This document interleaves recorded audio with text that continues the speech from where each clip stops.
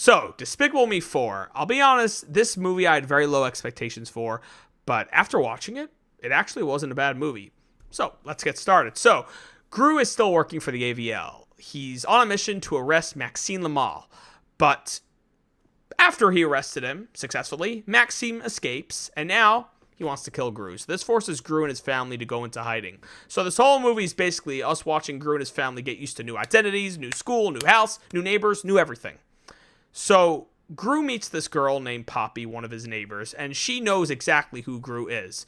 So she says, "Take me on a heist to steal your old school's principal's pet, and I won't tell anyone who you are." So Gru obviously has to agree to this. So they're on the heist, and Gru actually now has a son, which is amazing. And in the beginning of the movie, Gru's son doesn't really like him very much. He only likes his mother, which was a little funny.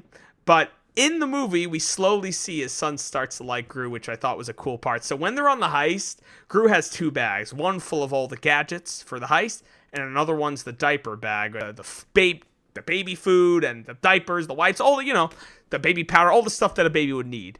So accidentally, the minions give him the wrong bag or something. So now he has to be creative and use the bag to get through this school. And that was such a cool scene. That was just so creative.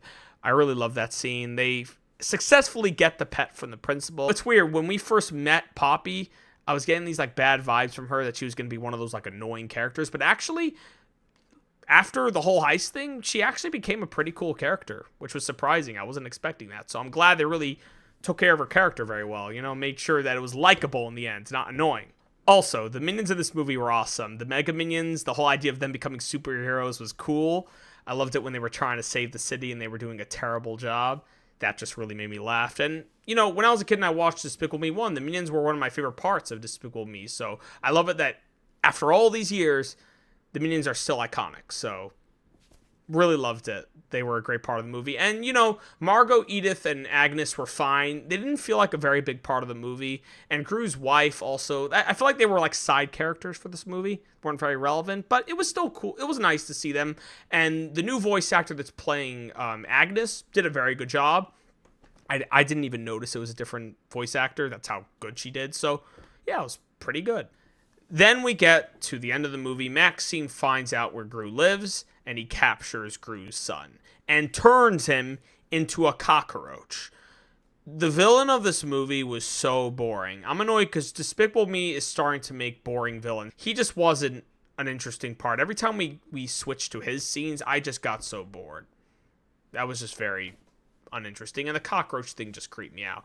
So Gru successfully rescues his son and puts Maxime behind bars. So then we get to the end of the movie, and Gru and Maxime have this argument that when Gru and him were in high school and they were doing the talent show, Gru stole his song. So they make this agreement to recreate the talent show and sing for the prison.